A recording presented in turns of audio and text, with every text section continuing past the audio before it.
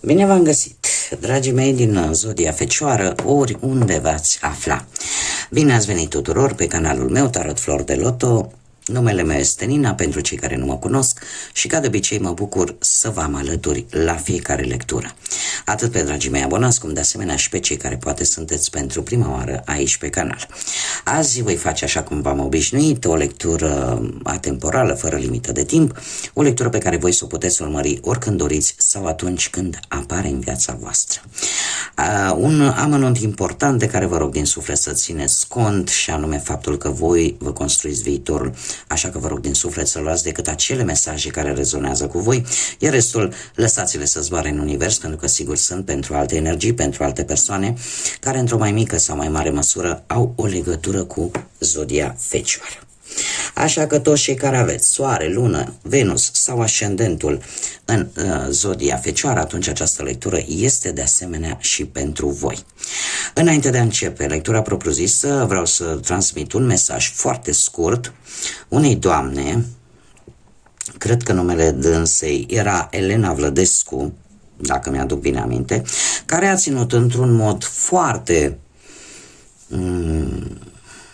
cum să zic eu, nu știu dacă l-a gândit foarte mult, dar eu zic că a fost lipsit de, în primul și în primul rând, lipsit de orice fel de sensibilitate, o prejudecată, din punctul meu de vedere, innecesară. A ținut să-mi transmită că se va dezabona pentru că vocea mea este una hodorogită și pentru simplu fapt că nu-i place vocea mea, se dezabonează. Până aici, lăsând la o parte faptul că eu nu pot obliga pe nimeni și tampoc nu pot să fac ca toată lumea să mă placă. Nu am cum, sunt conștientă și am fost conștientă din momentul în care am început acest proiect. Nu pot mulțumi pe toată lumea și nu pot fi pe placul tuturor. Dar dacă eu, tocmai prin vocea mea pecuniară, vocea mea care, uite, se pare că deranjează pe alții, ies în evidență, asta mă face să mă simt bine. Faptul că cineva își permite să mă judece și să își justifice anumite acțiuni, ca și cum, știi, păi ce faci? Nu faci nimic? Cum? Adică își formează o prejudecată în condițiile în care respectiva doamnă nu mă cunoaște, nu știe nimic și de fapt nu știe absolut nimic despre viața mea, despre problemele mele și absolut nimic, dar își permite să mă judece. Aici deja se schimbă foaia și aici apare răutatea. Nu știu dacă doamna respectivă, mie oricum îmi dă igual că nu mă mai urmărește, eu nu oblig pe nimeni să mă urmărească. Eu chiar vă spun la modul cel mai sincer, cu putință. Sunt mulțumită cu oamenii care mă ascultă și mă plac așa cum sunt și felul meu de a vorbi și vocea mea și absolut felul în care eu mă comport aici, alături de voi. Așa cum am mai spus, nu pot fi pe placul tuturor, dar ca să vii să-mi scoți în evidență acest lucru și să-mi spui, uite, din cauza ta, știi, m-am dezabonat pentru că tu ai vocea, nu știu, hodorogită și mai nu știu cum. Femeie dragă, doamnă dragă, indiferent cine ai fi, eu nu îmi permit să judec alte persoane, pentru că eu nu știu ce se află în spatele acelor persoane. Și este de prost gust și de proastă educație să ai o prejudecată vis-a-vis de o persoană pe care nu o cunoști. Și să-i scoți în evidență, să o faci, să o umilești și să o faci să se simtă vinovată pentru simplu motiv că dumneata nu-i suporți anumiți decibeli sau gravitatea vocii respectivei persoane. Mi se pare de proastă creștere. Și mi-asum ceea ce spun. Așa că, pentru viitoarele persoane care aveți o problemă cu felul meu de a vorbi, cu felul meu de a mă comporta, aici, pe canalul meu, la care eu muncesc, la care eu îmi consum energie, Vă rog din suflet, n-am nevoie de prejudecățile voastre, n-am nevoie să mi le trimiteți prin intermediul mesajelor și al comentariilor. Pur și simplu schimbați canalul. Nu trebuie să mă anunțați, că nu sunt, cum să vă spun eu, accept persoanele care într-adevăr sunt pe aceeași lungime de undă și în aceeași energie cu mine. Nu trebuie să ieșiți în evidență, pentru că sunt lucruri pe care voi nu le știți, nu le cunoașteți și așa cum eu respect pe fiecare în parte și alegerile fiecăruia, așa cum la fiecare lectură vă spun de fiecare dată, aveți liberul arbitru, folosiți-vă de el, nici îngerii nu trec peste el. Deci, pentru viitoarele persoane care au o problemă cu acest lucru, am o rugăminte, nu mai îmi dați comentarii. Puteți să vă dezabonați fără să mai fiți răutăcioși și să faceți lucruri rele, răutăcioase, gratuite, că până la urmă nu câștigați absolut nimic. Și chiar i-am dat un exemplu acelei doamne, mulți dintre voi poate o cunoașteți pe Bonnie Tyler, o cântăreață cunoscută dacă nu căutați pe internet, care avea timbrul său vocal, era unul foarte răgușit, asta nu a împiedicat-o să ajungă o cântăreață la nivel mondial. Bun, revenind la lectura noastră, îmi cer scuze că m-am aprins un pic, dar și sunt om și eu am sentimente și eu am sensibilitățile mele ca orice om. Haideți să revenim la lectura noastră și să vedem care este energia, dragilor mei, din Fecioară, cei care mă suportă așa cu vocea asta pe care eu o am. Și haideți să vedem.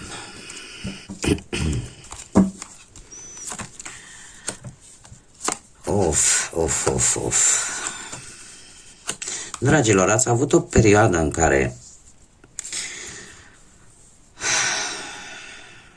nu știu dacă ați trecut printr-o stare de depresie, posibil unii dintre voi, sau de teamă, o teamă foarte mult, aș spune, o teamă de a nu respecta un anumit plan, de a nu vă încadra într-un anumit proiect pe care voi vi l-ați propus.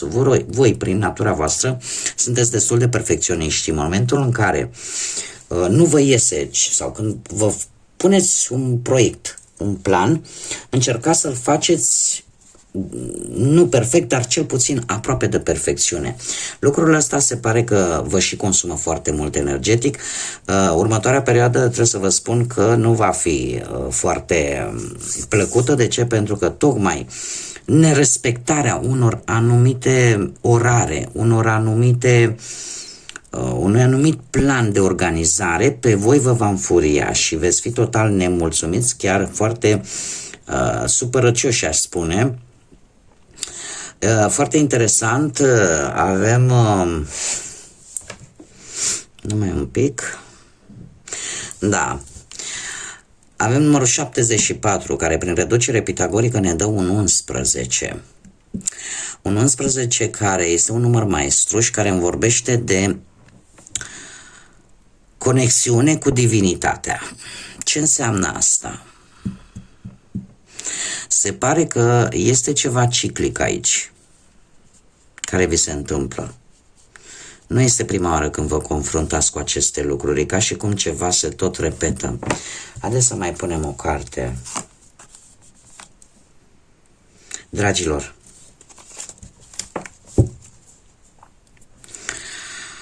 ar fi bine în următoarea perioadă să încercați să vă ponderați cât puteți voi de mult. De ce? Pentru că ori veți avea parte de o comunicare care nu o să vă placă deloc, ori tocmai datorită furiei, datorită acestei stări tensionate, să nu aveți parte poate de un mic accident, ceva care să vă facă rău din punct de vedere al sănătății, să nu vă afecteze la nivel de sănătate. Avem mare atenție la o zi de 16 și eu aș mai spune că ar trebui să vă folosiți simțul de observație mult mai bine, să fiți mult mai atenți la ce se întâmplă în jurul vostru. Cert este că sunt lucruri care, într-adevăr, nu vă ies așa cum v-ați fi dorit voi și mereu parcă sunteți într-un contratimp. Doar că cărțile de-aia sunt făcute, nu să oblige, ci să expună energia existentă în așa fel încât voi, cu puterea liberului arbitru, să schimbați această energie. Mie cărțile mi-arată, dacă se continuă în direcția asta, lucrurile vor fi așa. Dar dacă voi schimbați fluxul acesta energetic, atunci rezultatul poate să fie altul. Și aici, tocmai de aceea pun accent foarte mult pe acest lucru, că fiecare își construiește propriul viitor în funcție de acțiunile pe care le ia. Dacă mergeți pe varianta asta în care să vă stresați atât de puternic vis-a-vis de o anumită situație care ea poate să fie pe orice plan al vieții, de la profesional, financiar sau chiar sentimental, lucrurile nu vor merge în direcția care trebuie. Da? Încercați să vă ponderați. Încercați să faceți, cum să spun, să luați lucrurile un pic mai ușor.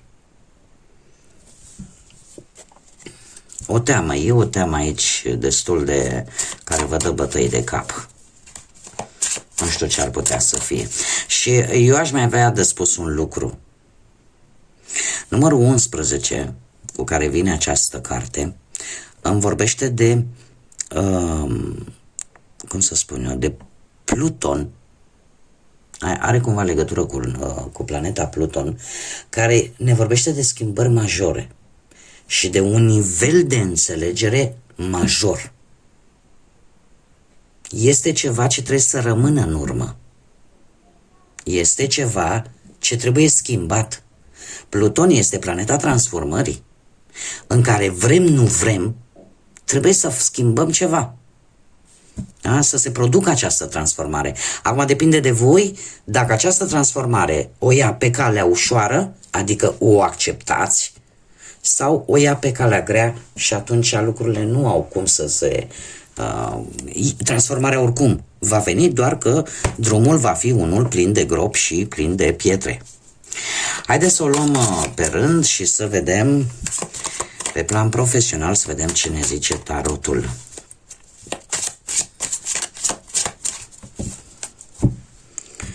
Pentru dragii mei din Fecioară. Ați avut un succes, dragilor. Da, nu știu, ați avut un succes la nivel profesional în care vi s-a recunoscut valoarea cumva pentru munca pe care voi ați depus-o, sau poate ați obținut un job mai bun decât poate și voi credeați. Cert este că în acest moment lucrați probabil și cu alte persoane, într-un grup de persoane, cu acest 3 de monede și chiar și în acest loc de muncă, orică e unul vechi, orică e unul nou, se pare că lumea îți vede valoarea, da? Și chiar dacă unii dintre voi, nu știu, dacă sunteți în situația în care să câștigați foarte mult, dar poate nu câștigați chiar pe măsura muncii pe care voi o faceți, dar cel puțin sunteți apreciați. Alții sunt în situația în care să găsească chiar un loc de muncă destul de satisfăcător, destul de bun, iar viitorul apropiat vine cu acest 4 de monede, cu o stare de echilibru, de stabilitate, chiar dacă, să zicem, nu sunteți complet mulțumiți. Cum să spun eu, unii dintre voi, există aici totuși o nemulțumire. Ori nu vă place activitatea, ori nu vă place faptul că nu sunteți plătiți pe măsura muncii voastre. Da, aici, din două una, e ceva care nu vă place în mod deosebit. Haideți să vedem cu bănuții cum stați. Cu bănuții, ați început... Hei, ați trecut printr-o perioadă, dragilor, cu ceva timp în urmă, în care anumite situații ai crezut că se rezolvă. În care, dacă, nu știu, poate ați avut o idee care ți-a adus un câștig în plus. Totuși, în acest moment, E posibil să aibă legătură sau nu. Aici avem o ofertă bună de a câștiga bani, doar că baza acestei oferte nu a fost una foarte solidă. De ce? Avem turnul. În acest moment, unii dintre voi traversați o perioadă în care situația financiară trece printr-un mic cutremur. A apărut ceva la nivel financiar total neprevăzut, la care nu te-ai așteptat și care te-a obligat, ai vrut, n-ai vrut, cumva v-a obligat să aveți mai multă grijă la bani, să economisiți la maxim în ceea ce privește finanțele. Ce se va întâmpla în perioada imediat următoare? Avem nebunul. Perioada imediat următoare vine cu posibilități de creștere bănești prin ceva nou. E ca și cum o iau de la capăt, cu o anumită problemă, cu o anumită situație, dar care va duce la o creștere financiară. Aici ceva nu a fost în regulă. A fost, nu știu, orică ați fost voi de acord, ați făcut vreo înțelegere cu cineva, cert este că nu a ieșit cum trebuie. Și turnul când vine, de obicei vine aparent negativ, dar pe termen lung o să vedeți că dacă nu se întâmpla lucrurile, probabil că mergeau în mai rău decât atât. Haideți să vedem cu viața sentimentală și începem cu cei care sunteți într-o pereche. Dragilor, aici avem o perioadă în care, nu știu dacă voi sau perechea voastră trebuie să plece sau este cineva care, în general, călătorește destul de mult. Ori voi, ori persoana voastră. Treiul de bâte mie îmi vorbește de acea situație în care parcă ați fost, nu prea sunteți bine voi. E cineva care vrea să scape pur și simplu. Ceva aici e o nemulțumire. E posibil ca unii dintre voi să fiți nevoiți poate să plecați într-o călătorie de studiu, de ce nu, în interes de muncă. Cert este că în prezent avem acest 9 de spade, dragilor, exact ce vă spuneam, acest 9 de spade practic e prima carte care ne-a apărut aici, nopți nedormite, stres, energii negative, gânduri negative și trebuie să vă spun că toate gândurile astea pe care voi vi le faceți sunt anumite preocupări. E ca și cum ceva ascuns există, nu-l poți vedea, dar parcă cumva îl simți. Ce-ar fi de zis faptul că viitorul apropiat vine cu acest 10 de bâte. Un 10 de bâte care e o luptă pentru a salva relația. Acum, depinde cine luptă. Într-adevăr, se vede aici, posibil poate, e foarte curios, nu mi-apare niciun fel de zodie, aș putea să vă zic că predomină, așa per general, poate zodiile de foc, berbec, leu, săgetător,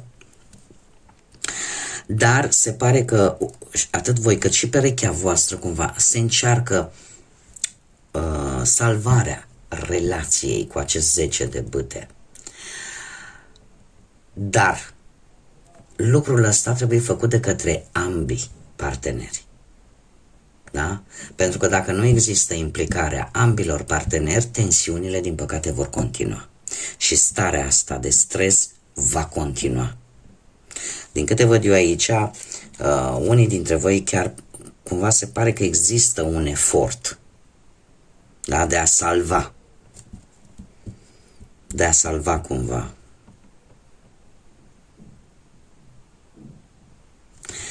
Ia haideți să vedem.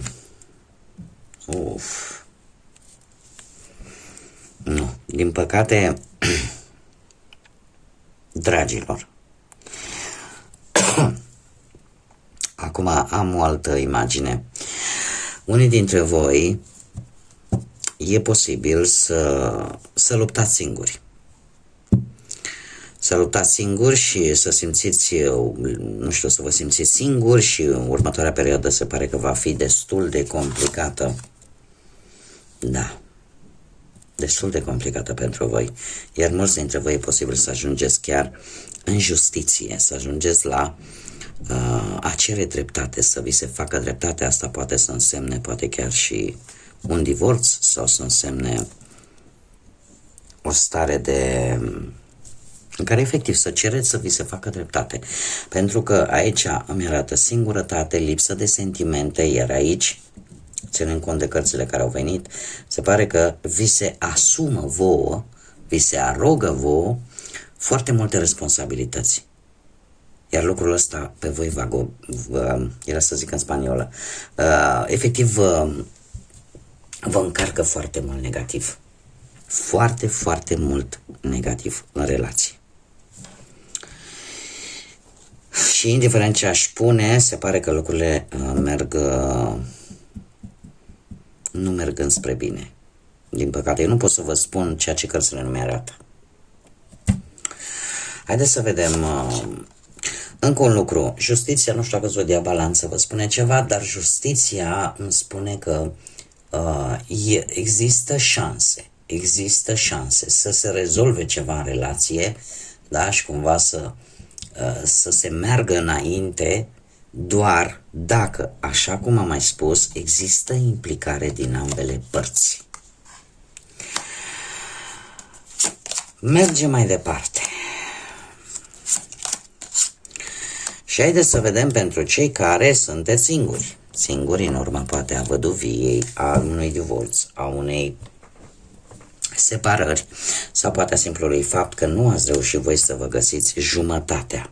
Dragilor, cu un 8 de monede, se pare că ați avut o perioadă în care ați fost foarte concentrați pe muncă, pe a face bani și nu prea v-ați ocupat de viața asta sentimentală. Se pare că în prezent, cu acest 6 de monede, sunt mari șanse să cunoașteți pe cineva destul de generos prin intermediul cunoscuților sau prin intermediul unor persoane cu care voi ați colaborat. Cavalerul de bâte îmi vorbește de semne de foc, berbec, leu, săgetător, și ne vorbește de o energie în prima fază, o energie, cineva mai tânăr, poate la locul de muncă, care te poate atrage. Și cumva următoarea perioadă vine cu acea idee, acel semn de întrebare dacă cumva e doar o iubire trecătoare sau este ceva serios. Da? Pentru că este o persoană energică, o persoană așa foarte activă și în general, cum să spun eu, când își propune ceva, nu prea dă înapoi. Da? Și care vă va atrage pe voi așa în mod deosebit. Haideți să vedem care este mesajul cristalelor pentru voi, dragii mei din Fecioară. Și avem ochiul de tigru. Ochiul de tigru care ne spune în felul următor. Încrederea în tine însuți prin intermediul încrederii către Dumnezeu. Crede în tine însuți prin intermediul credinței în Dumnezeu, pentru că El lucrează prin tine. Este, de fapt, așa, la modul general, un îndemn de a avea mai multă încredere în voi. Da? Chiar și pentru cei care sunteți atei, care posibil să nu credeți decât în voi, atunci este de fapt un îndemn de a avea mai multă încredere în voi, în forțele voastre proprii, iar desigur pentru tot restul lumii, toți, indiferent de ce credință aveți, este acea încredere pe care o capeți prin suportul divin. Da? În momentul în care e ca și cum încerci prin credința pe care o ai într-o putere mai presus de noi și de puterile noastre lumești, nu știu cum să mă explic. În momentul când avem o situație, da? Avem o situație care ne face să ne simțim foarte negativi, puși la pământ. Și atunci ce facem? Toți care avem o credință, cui ne rugăm? acestei puteri supranaturale. Da? Și cerem și spunem, Doamne, ajută-mă, Doamne, ai grijă de mine, fă-mă sănătos. Da? Cam așa se întâmplă, cerem lucrul ăsta în momentele cele mai dramatice din viața noastră. Este un îndemn, tocmai, de a avea încredere în tine, de a avea încredere că există un suport și că se poate, că nimic nu este imposibil. Atâta timp cât există credință și atât și încredere în noi înșine. Da? Acum, voi folosi pentru prima oară aici pe canal aceste zaruri astrologice pentru, numai pentru voi, pentru toate zodiile, și haideți să vedem ce vor să ne spună aceste zaruri astrologice pentru dragii mei, ce mesaj au pentru dragii mei din Fecioară în următoarea perioadă. Și avem zodia Săgetător, prima casă,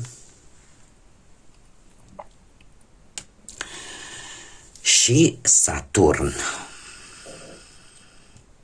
Foarte interesant. Prima casă ne vorbește de ascendent. Deci mai ales cei care aveți ascendentul în Săgetător, cei care și-l cunosc, desigur, care ne vorbește de personalitatea voastră, de cum vă arătați voi lumea, cum vă percepe lumea pe voi. Faptul că îl avem pe Saturn, dragilor, unii dintre voi aveți anumite temeri.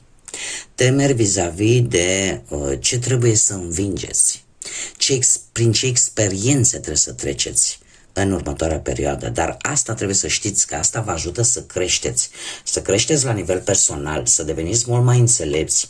Este adevărat că ceva dificil sau o lungă așteptare e posibil să apară în viața voastră și lumea să vă perceapă, ca să zic așa, ca și cum totul este ok, totul este în regulă, dar de fapt nu este așa. Exact asta vă spuneam, cum vă arătați voi lumii. Lucrurile să nu fie așa, chiar așa cum voi le arătați celorlalți. Și ce aș mai avea de spus vis-a-vis de acest Saturn este că trebuie să căutați partea pozitivă. În general, Saturn ne vorbește de lecțiile de viață și de acele îmbunătățiri, acele reușite pe care le puteți obține tocmai în urma acestor lecții de viață, iar rezultatele vor fi pe o perioadă lungă de timp. Dar contează tare mult de voi. Faptul că avem și zodia Săgetător ne vorbește de faptul că cum să spun eu, trebuie să aveți acea sete de aventură, acea sete de schimbare și de a accepta, așa cum bine am văzut, schimbarea în viața voastră. Da? Să fiți un pic mai aventuroși, da? Zodia Săgetător mai e și supranumită aventurierul zodiacului, pentru că întotdeauna caută noul. Și când vorbesc de nou, mă refer nu numai la informații, mă refer pur și simplu la locuri noi, da? Din punct de vedere geografic. Bun, dragilor, aceasta a fost lectura pentru voi. Eu sper că v-a plăcut. Mulțumesc din suflet tuturor celor care au colaborat și și-au adus aportul, ca de fiecare dată, prin intermediul like-urilor, al distribuirilor și al comentariilor. Eu vă doresc ca următoarea perioadă să aveți mare grijă cum vă drămuiți energia și încercați să schimbați lucrurile, pentru că stă în puterea voastră. Fiecare decizie, fiecare gând aduce cu sine o schimbare. Până data viitoare, când ne vom reîntâlni, numai bine vă doresc și, desigur, să fiți iubiți, dragilor.